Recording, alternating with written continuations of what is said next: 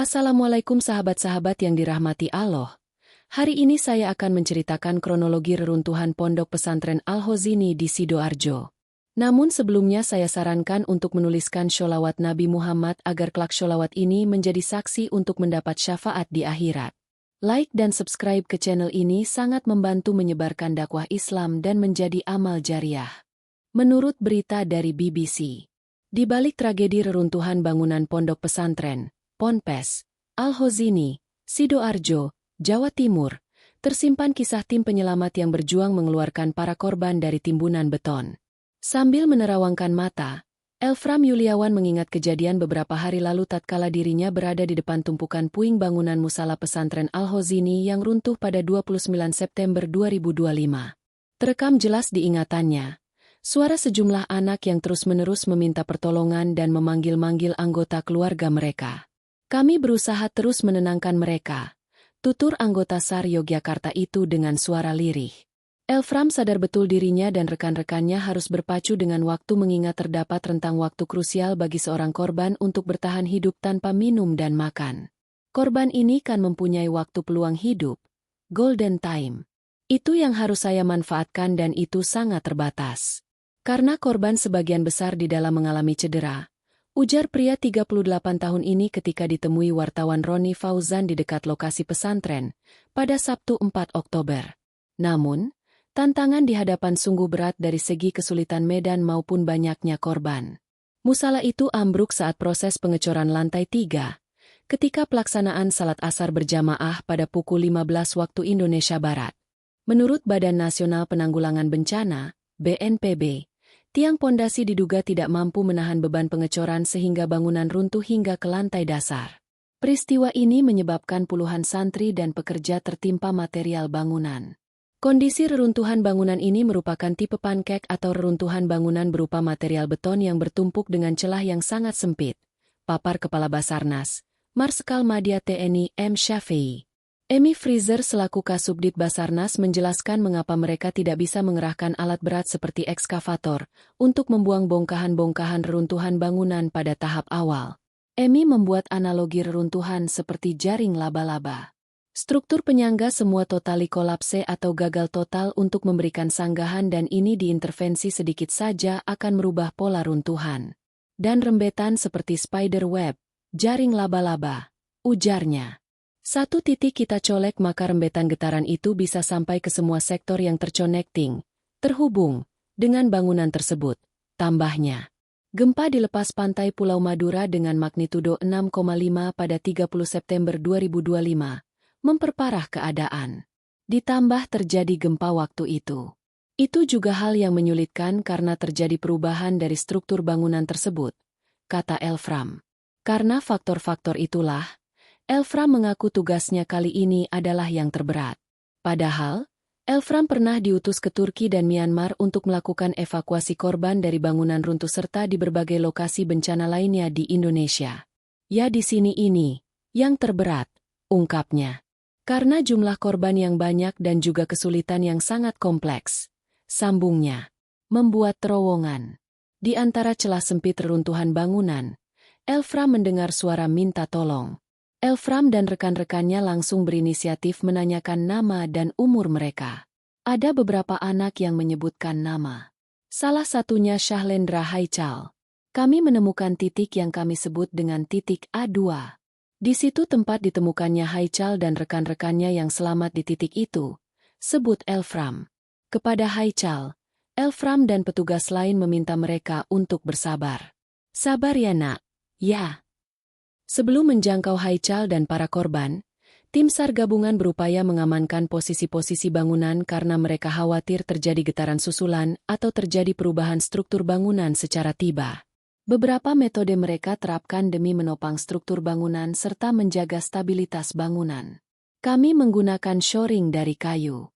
Ramjack atau dongkrak itu juga kami gunakan. Juga ada lifting belt yang kami kembangkan sehingga bisa menahan posisi atap yang menjepit Haical. Ternyata tidak bisa mengeluarkan Haical. Kami hanya bisa menjangkau sedikit bahunya, papar Elfram. Menurutnya, tim SAR memutar otak dan muncul ide membuat terowongan. Akses menuju ke Haical ini sangat sempit. Lubang, terowongan, pun tidak besar. Kurang lebih lebarnya 60 cm waktu itu kami buat. Posisi kami merangkak di dalam. Tuturnya. Setelah 4 menit, tim SAR berhasil mengeluarkan Haichal dari antara reruntuhan bangunan. Semua upaya itu, kata Elfram, tidak mudah. Kami berusaha keras dengan posisi yang sangat sulit.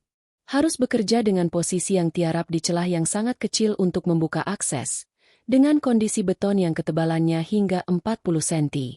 Dan juga kita harus membuat terowongan, ungkapnya. Namun, menurutnya, semua jerih upaya terbayar ketika para korban dapat dievakuasi. Kami usahakan semaksimal mungkin, karena keluarganya pasti berharap Haichal bisa selamat, ucap Elfram. Menurut berita dari Esposin, Sidoarjo, bangunan musala di pondok pesantren, Ponpes, Al-Hozini di Kecamatan Buduran, Sidoarjo, Jawa Timur ambruk dan menimpa para santri yang sedang salat asyar berjemaah pada Senin, 29 September 2025, sekitar pukul 14.40 waktu Indonesia Barat. Akibat kejadian ini, sekitar 167 santri menjadi korban. Dari jumlah tersebut, 104 santri selamat, sementara 37 lainnya meninggal dunia, dan 26 masih dalam pencarian sampai hari ini, Minggu, 5 Oktober 2025. Kronologi Ponpes Al-Hozini Sidoarjo ambruk. Menurut pengasuh pesantren, Abdul Salam Mujib, bangunan yang ambruk itu memang dalam tahap renovasi. Proses renovasi asrama santri putra itu telah berlangsung selama hampir 9 bulan. Bangunan ini direncanakan memiliki 3 lantai dengan atap berupa cor semen bukan genteng. Sejak pagi hingga pukul 12 WIB pada Senin, 29 September 2025, atap lantai 3 yang ambruk baru saja dicor. Proses pengecoran dari pagi, siang sudah selesai. Kata Salam seperti dikabarkan Antara. Salam menduga struktur bangunan ini tidak kuat menopang beban setelah pengecoran, sehingga terjadi musibah tersebut. Ia menyebutkan pada saat kejadian dirinya tidak sedang berada di lokasi. Saya tidak ikut mengimami salat berjemaah asyar tersebut, kata Salam. Menurut pengakuan salah satu santri kelas 7 Madrasah Sanawiyah, MTS, Al-Hozini bernama Wahid, ruang musala yang berada di lantai 2 tersebut sempat bergoyang sebelum ambruk. Ketika masuk rakaat kedua, bagian ujung musala ambruk, lalu merembet ke bagian lain gedung, kata Wahid. Ia mengaku berhasil menyelamatkan diri dan mengajak santri lain untuk segera mengevakuasi diri. Dari pengakuannya, para santri yang sedang melaksanakan salat berjemaah tersebut berjumlah lebih dari 100 orang. Ahli teknik sipil mengingatkan pentingnya perhitungan teknik dan mutu material dalam pembangunan gedung menyusul ambruknya bangunan musala di pondok pesantren, Ponpes, Al-Hozini, Buduran, Sidoarjo yang menelan 3 korban jiwa. Kami turut berbelasungkawa. Semoga keluarga dan korban bisa diberi kesabaran, ujar pakar teknik sipil Universitas Muhammadiyah Surabaya, Dr. Yuda Lesmana, mengatakan, pada prinsipnya proses pengecoran tidak akan menimbulkan masalah jika sesuai perencanaan. Namun ada kemungkinan usia pengecoran belum matang. Kalau ini gedung baru yang dibangun bertahap, ada kekhawatiran umur pengecoran belum cukup. Ibaratnya, beton masih lemah karena belum matang sudah ditambah beban baru. Minimal 14 hari, idealnya 28 hari untuk mencapai kekuatan yang memadai. Katanya seperti dikabarkan Antara, Selasa, 30 September 2025. Yuda menekankan pentingnya keterlibatan ahli teknik sipil dalam perencanaan dan pembangunan gedung, termasuk untuk pesantren. Sebab, banyak kasus bangunan dikerjakan tanpa hitungan teknis yang matang dan hanya mengandalkan pengalaman tukang atau kontraktor. Gedung ini perlu dilihat apakah direncanakan oleh tenaga teknik sipil atau tidak. Bahannya sesuai mutu atau tidak. Dalam praktik, ada perhitungan teknik sipil untuk izin mendirikan bangunan, IMB, tapi pelaksanaannya sering tidak sesuai. Bisa saja material yang dibeli tidak sesuai spesifikasi. Ini fenomena jamak di masyarakat, paparnya. Ia menambahkan, banyak bangunan rendah di Indonesia dibangun tanpa standar rekayasa struktur yang memadai, berbeda dengan bangunan tinggi yang perhitungannya lebih detail dan ketat. Kalau sesuai umur, perhitungan benar, dan bahan sesuai, sebenarnya tidak ada masalah gedung itu digunakan meskipun masih ada proses pengecoran. Problemnya, Banyak pembangunan tidak sesuai engineering strukture, ujarnya. Penyebab Ponpes Al-Hozini Sidoarjo ambruk. Kapolda Jawa Timur Inspektur Jenderal Polisi Nanang Afianto menyatakan hingga saat ini polisi masih menyelidiki penyebab ambruknya bangunan mushola di Pondok Pesantren Al-Hozini, Sidoarjo. Ini kan harus dilihat dari awal semuanya. Dari proses saat runtuhnya ini sudah kita dokumenkan. Kita ambil dokumentasinya. Dan ini harus sampai menyeluruh penyelidikannya dan kita juga harus ada panduan dari tim ahli konstruksi, kata Kapolda kepada wartawan setelah meninjau lokasi bangunan runtuh di Ponpes Al-Hozini, Sidoarjo, Jumat, 4 Oktober 2025. Menurut dia, jika tidak melihat saat proses pembangunan dari bawah hingga atas maka hasil penyelidikan tidak akan maksimal. Namun, hal tersebut tidak bisa ditangani sendiri sehingga polisi harus dibantu tim ahli, terutama yang memahami konstruksi pembangunan. Nah, inilah yang harus kami lihat nanti. Tapi yang jelas utamanya saat ini adalah masalah kemanusiaan, ucap Kapolda. Saat ini, pihaknya sedang melakukan pendataan korban ambruknya mushola Ponpes Al-Hozini, yang dibagi dalam 3 klaster, yaitu santri, pengurus pesantren, dan pekerja pembangunan. Sementara pendataan dulu dan kita juga sudah pendataan, fokus pada kemanusiaan, tuturnya. Berdasarkan data terbaru, Badan Nasional Penanggulangan Bencana, BNPB, memaparkan, total jumlah korban ada sebanyak 167 orang. Data ini bersifat dinamis dan berpotensi akan terjadi perubahan, terutama jumlah korban meninggal menyusul pencarian yang masih berlangsung. Dari total 167 korban, sebanyak 104 orang ditemukan dalam kondisi selamat, sebanyak 36 orang dilaporkan meninggal dunia dan 1 bagian tubuh yang telah dievakuasi untuk proses identifikasi oleh Tim Disaster Victim Identification, DVI. Menurut berita dari Jakarta, IDN Times, insiden ambruknya bangunan Pondok Pesantren Al-Hozini, Sidoarjo, Jawa Timur, pada Senin, 29 September 2025, menelan ratusan korban. Hingga Selasa, 7 Oktober 2025, Tim SAR berhasil mengevakuasi 171 korban yang terdiri atas 104 orang selamat dan 67 meninggal dunia, termasuk 8 bagian tubuh. Kepala Basarnas, Marsda Muhammad Syafi'i, mengatakan Badan Nasional Pencarian dan Pertolongan, Basarnas, telah menyelesaikan operasi SAR, namun proses selanjutnya masih berlanjut. Adapun proses evakuasi yang terhambat lantaran banyak reruntuhan yang menimbun korban. Bangunan diduga mulai runtuh dari lantai bawah saat ada pengecoran hingga temuan ratusan korban. Berikut kronologi ambruknya Ponpes Al-Hozini. 1. Proses pengecoran lantai 3 selama 9 hingga 10 bulan terakhir. Sebelum insiden terjadi, lantai 3 bangunan yang sedang dibangun dalam waktu 9 hingga 10 bulan terakhir masih dalam proses pengecoran. Pengasuh Pondok Pesantren Al-Hozini, KH Abdus Salam Mujib, mengungkapkan bangunan tersebut ambruk tepat ketika pengecoran selesai. Pengecoran itu dimulai sejak pagi dan selesai sekitar pukul 12 siang. Jadi ini pengecoran yang terakhir saja, ujarnya. Abdus Salam mengungkapkan bangunan tersebut akan dibangun sampai 4 lantai dengan atap dak. Sementara lantai 1 telah dipakai untuk salat. 2 insiden terjadi saat salat asar berjemaah. Belum ada rencana yang menetap. Bangunan baru 3 lantai. Rencana nanti sampai 4 lantai dengan atap dak. Lantai bawah memang sudah dipakai untuk salat, tapi lantai atas masih kosong, kata dia. Salah satu santri bernama Muhammad Zahrawi menyebut bangunan musala ambruk saat ia masih berada di luar untuk buang air. Dia segera melarikan diri setelah melihat bangunan lantai 4 ambruk dari sisi bawah. Saat ini sedang pengerjaan cor lantai 5. Ternyata bawahnya tidak kuat. Roboh. Bagian belakang langsung ambles. Yang depan masih disangga asrama, ujarnya kepada IDN Times, Selasa, 7 Oktober 2025. Menurut Muhammad, puluhan temannya sudah dievakuasi dalam kondisi terluka ringan maupun berat.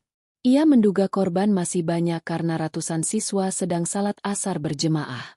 Biasanya yang salat itu sampai 300-an. Kalau full itu bisa 500-an. Tapi tadi belum full yang salat. Kata dia, 3 konstruksi diduga tidak standar.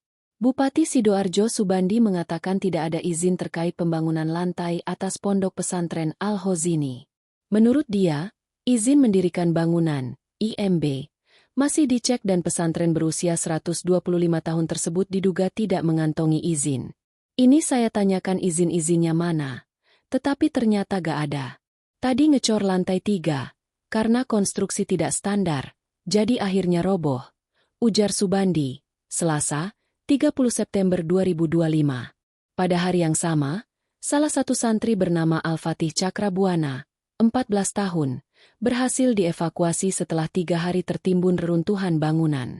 Menurut Al-Fatih, insiden terjadi saat dia sedang menunggu azan asar di musala. Al-Fatih sempat berlari setelah mendengar suara bangunan roboh. Namun, ia tertimpa bangunan dan pingsan. Kendati, tubuh Al-Fatih ternyata terlindungi gundukan pasir dan wajahnya tertutup seng. Menurut berita dari bangunan lantai 3 Pondok Pesantren Putra Al-Hozini Buduran, Sidoarjo, Jawa Timur, ambruk menimpa ratusan santri. 1 orang dinyatakan tewas, 84 orang luka-luka, dan sisanya masih dalam proses evakuasi. Peristiwa ini terjadi pada Senin sore, 29 September 2025. Ketika itu para santri tengah melaksanakan salat asyar berjamaah di lantai 2 yang difungsikan sebagai musala. Menurut pengasuh pesantren, Abdul Salam Mujib, bangunan yang ambruk itu memang masih dalam tahap renovasi. Proses renovasi asrama santri putra ini telah berlangsung selama hampir 9 bulan. Bangunan ini direncanakan memiliki 3 lantai dengan atap berupa cor semen bukan genteng. Sejak pagi hingga pukul 12 siang di hari itu, atap lantai 3 yang ambruk baru saja dicor. Setahu saya, pengecoran terakhir dilakukan tadi pagi sampai siang hari, kata Mujib kepada awak media di Sidoarjo pada Senin, 29 September 2025. Sekitar pukul 3 sore, atap yang baru dicor tersebut tiba-tiba ambruk dan menimpa ratusan santri yang tengah salat di lantai 2. Mereka yang berada di dalam musala pun terjebak di balik reruntuhan. Hingga Selasa pagi, proses evakuasi masih berlangsung. Data sementara mencatat 84 santri ditemukan luka-luka dan 1 orang tewas.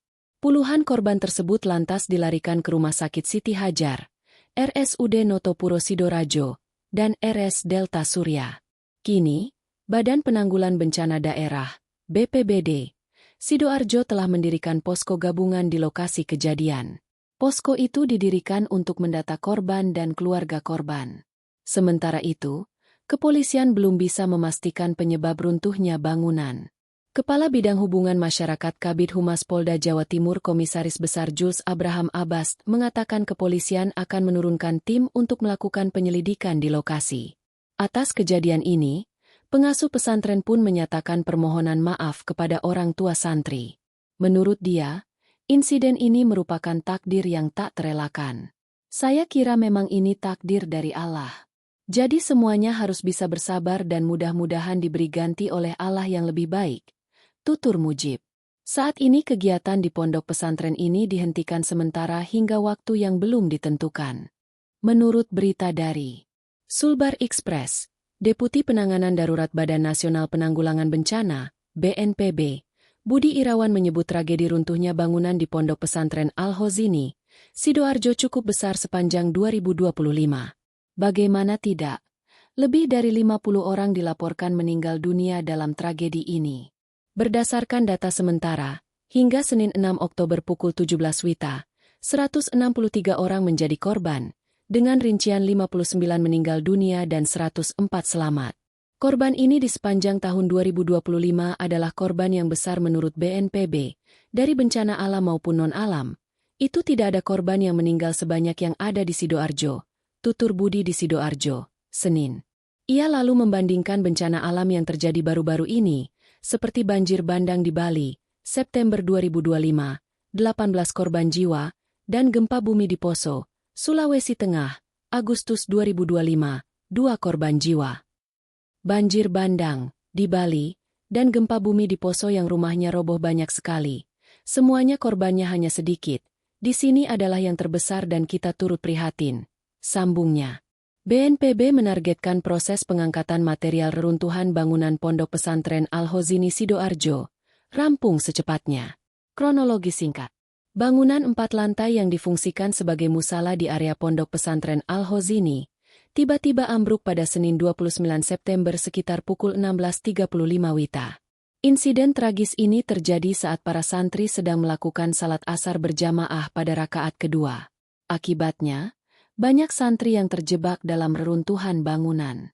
Hingga Senin 6 Oktober pukul 17 WITA, sebanyak 164 orang berhasil dievakuasi, dengan rincian 104 korban selamat dan 60 korban meninggal dunia, termasuk 6 body part. Diduga masih ada orang yang tertimbun dalam reruntuhan.